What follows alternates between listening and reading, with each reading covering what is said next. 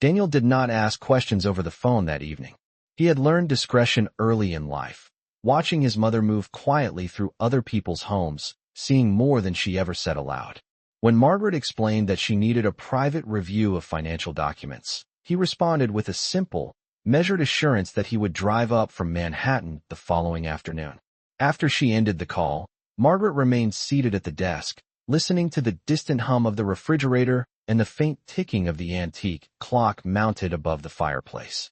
The house felt larger at night, its 5 bedrooms and long corridors echoing with a kind of polite emptiness. Richard was upstairs in what had once been their shared bedroom, now rearranged to suit only his preferences. 3 months earlier, he had moved his suits into the larger closet and suggested she use the guest room temporarily while renovations were being considered. Renovations never began, but the separation quietly settled into permanence. Margaret had accepted the guest room without protest, placing her folded sweaters into drawers that still smelled faintly of cedar and storage. She had told herself that space did not define partnership. Yet over the past year, other changes had unfolded with equal subtlety. The joint checking account she had balanced for decades was transferred into a structure managed primarily by Richard's office. Monthly statements no longer arrived in the kitchen mail basket. When she asked about them, he assured her everything was automated and efficient. Efficiency had become his favorite word. Margaret stood and walked slowly through the first floor, turning off lamps one by one. In the dining room, the long table remained set from a dinner earlier that week when business associates had visited. She remembered pouring wine, refilling glasses, listening as Richard introduced her not as a partner, but as someone who enjoyed keeping the house running. The phrasing had seemed harmless to guests who did not know her history, but she had felt the small shift in tone. She paused near the window overlooking the front drive, where the circular stone driveway curved around a fountain she had chosen from a catalog years ago.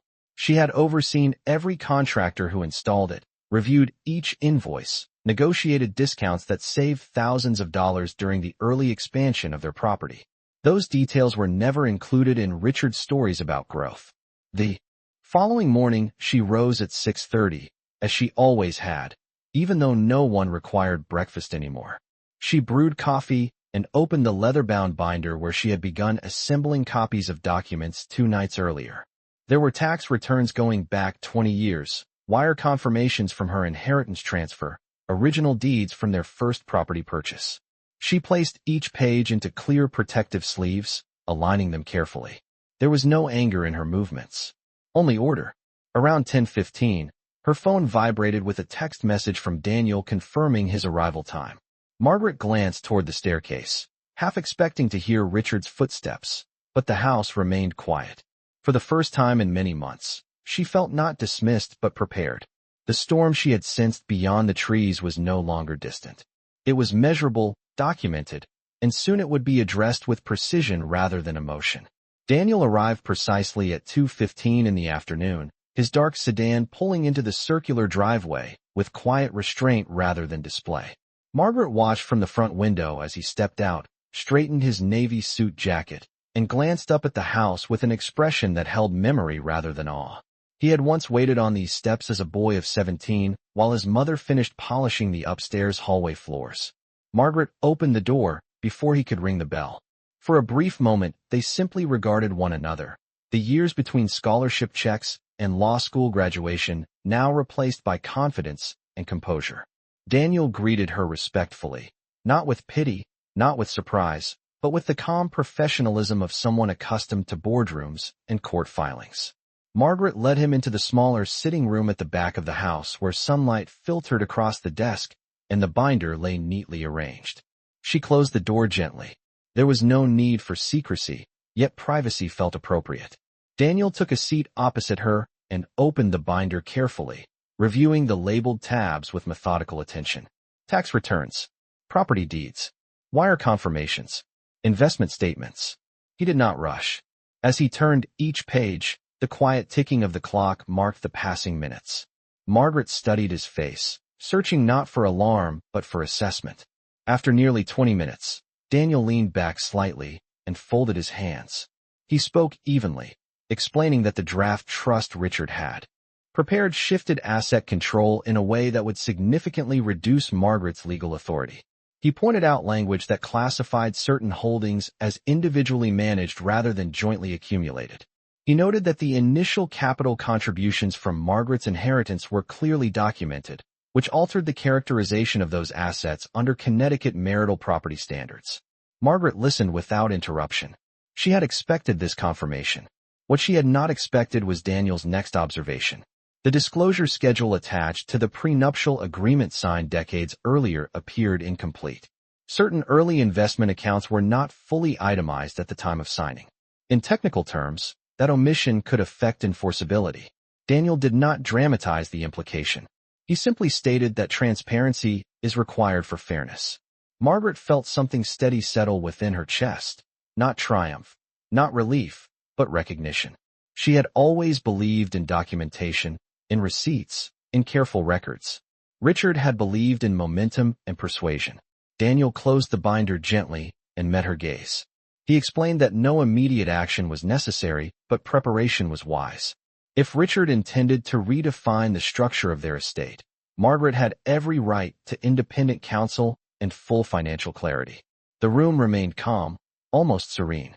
Outside, a gardener trimmed hedges along the side yard, unaware that the balance of authority inside the house was quietly recalibrating.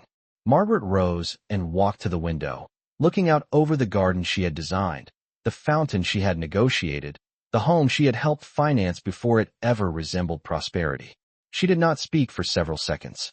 When she finally turned back toward Daniel, her voice was steady.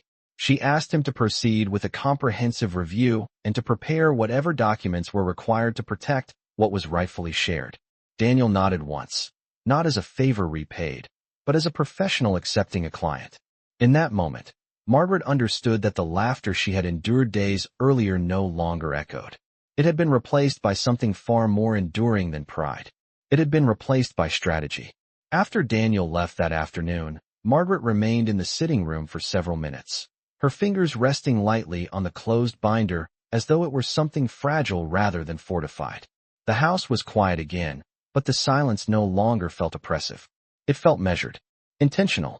She rose and carried the binder upstairs to the guest room she had occupied for the past 3 months. The room was smaller than the primary suite, with a modest bay window and a quilt she had purchased years ago during a weekend trip to Vermont. When Richard had first suggested she move into the space temporarily, he had framed it as convenience.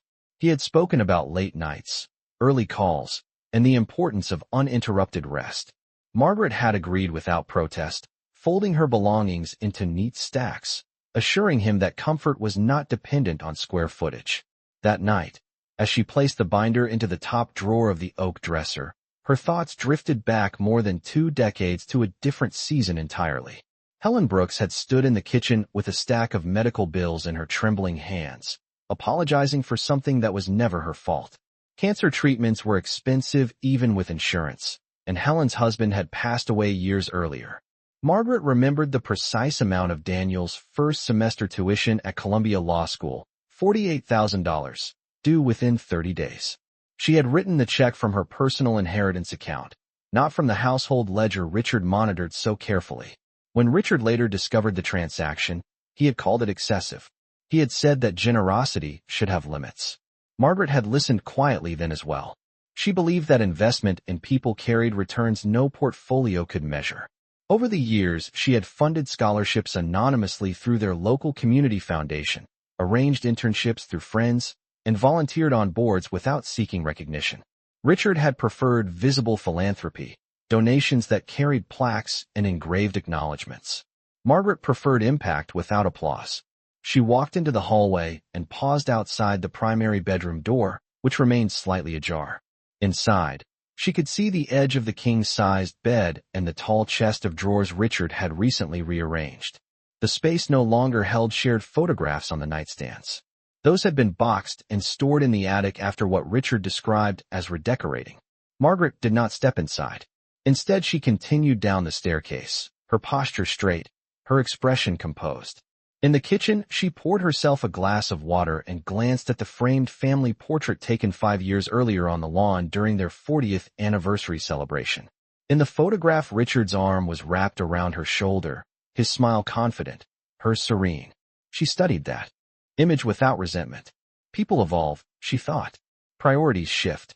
But documentation remains. The following morning, Richard mentioned a follow-up meeting with the estate attorney scheduled for Friday. He spoke casually, as though the outcome were predetermined. Margaret nodded and agreed to attend. She did not disclose that she now had independent representation. She did not reveal that the documents in her dresser drawer had already been cataloged and reviewed. As Richard left for his office in Hartford, Margaret stood at the window once more, watching his car disappear down the long driveway. There was no bitterness in her expression, only resolve. She had spent 42 years building stability brick by brick, dollar by dollar. If the foundation was to be tested, she intended to stand on it with both feet firmly planted.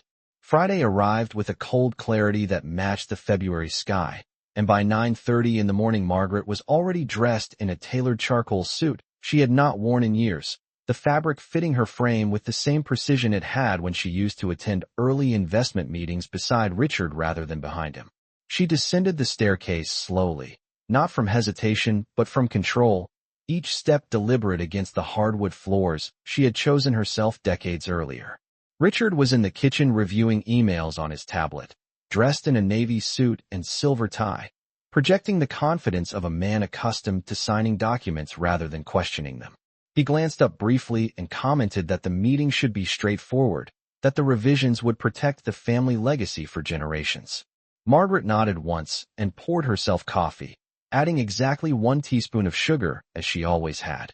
She did not mention that Daniel had spent the previous evening sending her a detailed memorandum outlining strategic responses, nor did she mention that a separate conference room had been reserved at the same law firm under her own name.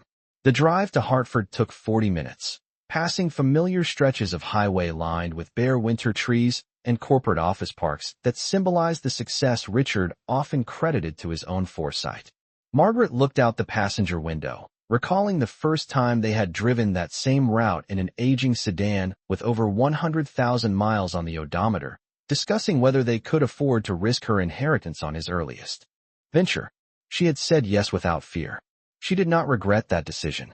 At the law firm's downtown office, the elevator ride to the 18th floor was quiet except for the soft instrumental music playing overhead. The conference room awaiting them was expansive, with floor-to-ceiling windows overlooking the Connecticut River. Richard greeted the senior partner with easy familiarity and took a seat at the head of the polished table. Margaret chose a chair slightly to the side, positioning her leather portfolio in front of her. As documents were distributed, Richard began outlining the updated trust structure, explaining how asset management would be streamlined under his authority for efficiency. The attorney spoke in measured legal language about distribution schedules and discretionary powers. Margaret listened carefully, her expression neutral, her posture straight. When the attorney finished presenting the summary, Richard asked if there were any questions, his tone carrying an assumption of agreement.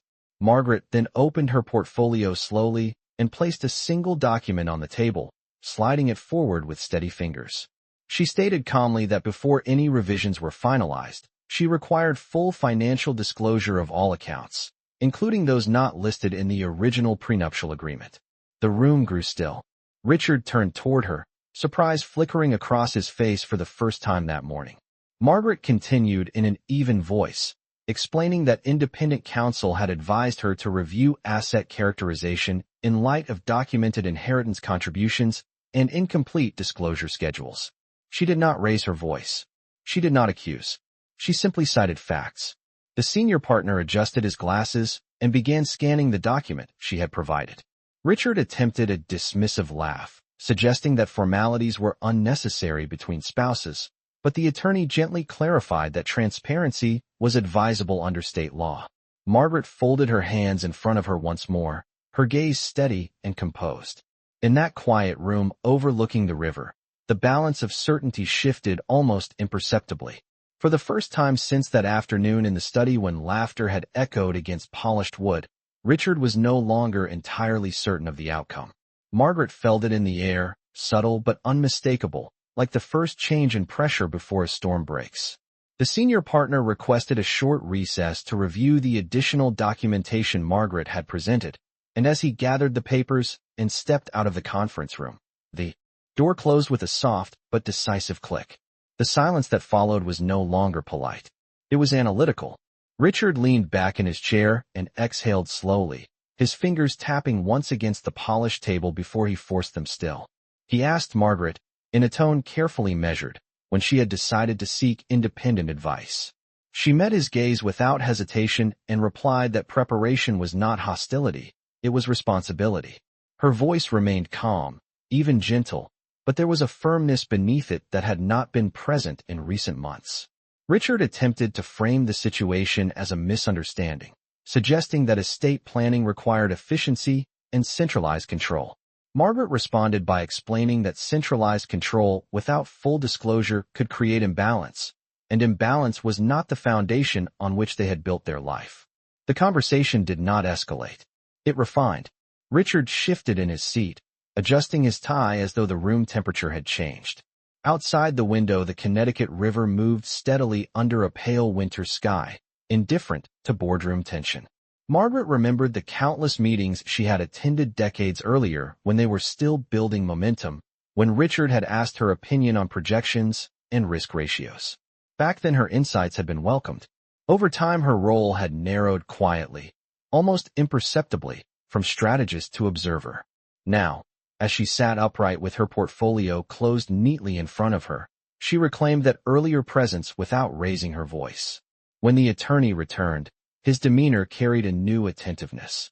He acknowledged that the inheritance documentation and incomplete disclosure schedules warranted comprehensive review before any trust amendments could proceed. He recommended a full audit of asset characterization dating back to the original capital infusion Margaret had provided. Richard's expression tightened, not with anger, but with calculation. An audit meant time. An audit meant transparency. Margaret listened as next steps were outlined, including a temporary pause on restructuring until both parties confirmed mutual agreement under clarified terms. She agreed without hesitation. Richard offered a nod that felt less assured than before. As the meeting concluded, the attorney proposed scheduling a follow-up session in 2 weeks, allowing independent counsel to submit any additional materials. Margaret stood, smoothing the sleeve of her jacket, her movements unhurried. In the elevator ride down to the lobby, Richard remained quiet. The reflective metal walls captured their images side by side, two individuals who had shared more than 4 decades yet now occupied distinctly separate positions of certainty. When they stepped out into the crisp afternoon air, Richard remarked that matters had become more complicated than necessary. Margaret responded softly that clarity sometimes feels complicated before it feels fair. The drive home unfolded in near silence, broken only by traffic reports on the radio. As their house came into view at the end of the long, curved driveway, Margaret felt a subtle but undeniable shift within herself. She was no longer reacting to events as they unfolded. She was participating in shaping them.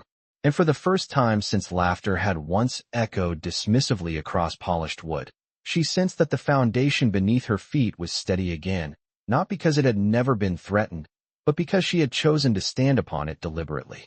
The following week unfolded with an unusual calm that felt almost rehearsed, as though both Margaret and Richard were aware that something irreversible had shifted, yet neither wished to acknowledge it openly. At breakfast on Monday, Richard commented on market fluctuations and an upcoming charity gala in Greenwich, speaking in his usual measured cadence, but he avoided any mention of the pending audit. Margaret listened politely, stirring her oatmeal with steady movements, her posture composed. She had spent the weekend reviewing additional documents Daniel had requested, including early partnership agreements and email correspondence dating back 15 years. Each file she forwarded had been cataloged and time-stamped. There was no urgency in her tone when she communicated with Daniel, only precision. By Wednesday afternoon, preliminary findings began to surface. Daniel explained over a secure call that several investment vehicles originally funded through Margaret's inheritance had been reclassified internally over time without explicit written acknowledgment of joint origin. The reclassification itself was not unlawful, but the absence of formal spousal disclosure during the drafting of the updated trust created vulnerability. Margaret absorbed the information without visible reaction. She asked only for clarification regarding next procedural steps. Daniel recommended submitting a formal notice requesting full ledger transparency and preservation of records pending reconciliation. Margaret approved the language. That evening, Richard returned home later than usual. He appeared thoughtful rather than irritated, his movements slightly slower as he placed his briefcase on the hallway table. During dinner, he mentioned that the law firm had contacted him to schedule document transfers. He framed it as routine compliance. Margaret nodded and passed him the salt without comment. The subtle distance between them was no longer emotional. It was structural. On Thursday morning, a courier delivered a sealed envelope addressed jointly to both spouses. Richard opened it in his study. Margaret remained in the doorway, neither intruding nor retreating. The letter confirmed that asset restructuring would be paused pending full review and mutual consent under revised advisory conditions. Richard read the paragraph twice. His jaw tightened slightly, not in anger but in recalculation. He turned toward Margaret and asked if she believed external counsel was necessary after all these years. She replied evenly that longevity does not eliminate the need for clarity. Her tone held neither accusation nor apology. It held expectation. Later that afternoon, Daniel sent a concise update indicating that several early capital contributions were traceable directly to Margaret's separate estate account, reinforcing her equitable claim. He did not dramatize the finding. He simply documented it. Margaret closed her laptop and looked out at the garden where winter sunlight touched the dormant hedges. She felt no triumph. What she felt was balance returning incrementally, line by documented line. That night, Richard did not retreat immediately to his separate bedroom. He lingered in the living room, reviewing financial summaries spread across the coffee table. Margaret sat across from him with a book open on her lap, though she was not reading. The air between them was thoughtful rather than hostile. For the first time since the dismissive laughter weeks earlier, Richard's confidence appeared tempered by awareness. He understood now that the foundation beneath him was not solely his creation. Margaret observed him quietly, recognizing that the next conversation would not be about pride but about acknowledgment. And she was prepared to have it without raising her voice. 2 days before the rescheduled meeting, the full preliminary audit summary arrived by secure email, and Margaret chose to read it alone in the sitting room where this quiet shift had first begun. Outside, the late winter sky was pale and still, the garden dormant but orderly, much like the documents now laid out across her desk. The summary confirmed what Daniel had carefully anticipated. A significant percentage of the earliest investment capital, including the seed funds for the venture partnership that later multiplied into millions, had originated directly from Margaret's separate inheritance account. Over time, those contributions had been absorbed into consolidated structures without updated written acknowledgment of shared origin. The language of the report was neutral, factual, unemotional. Yet its implications were unmistakable.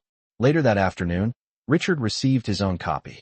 Margaret could hear the faint sound of pages turning in his study upstairs.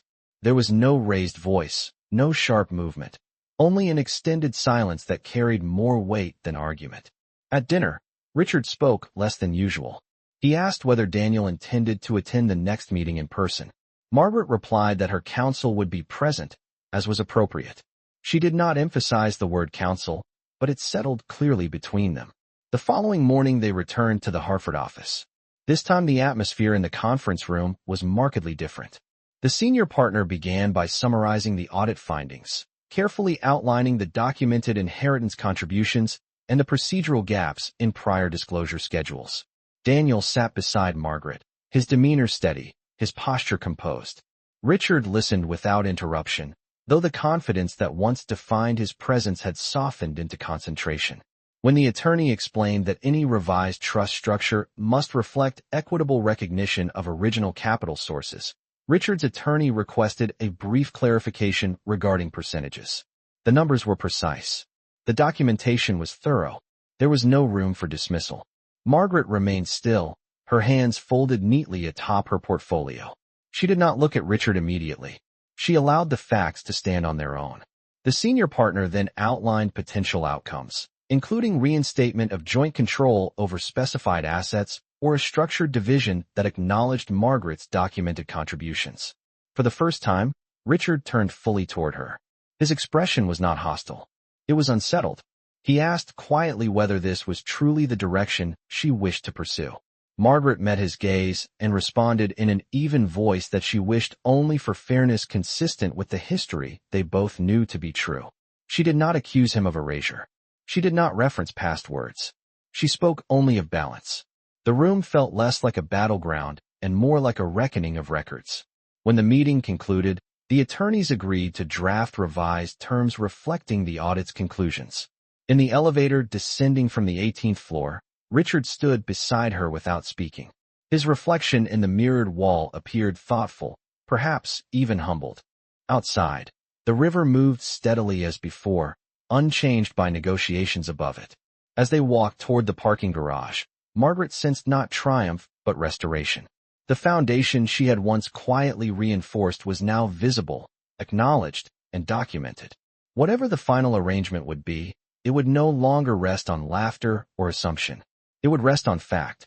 The revised terms were finalized 3 weeks later in the same conference room overlooking the Connecticut River, but the atmosphere no longer carried tension.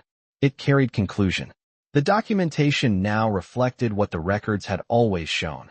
Margaret's inheritance was formally acknowledged as foundational capital, and joint control over key investment structures was reinstated with equal authority.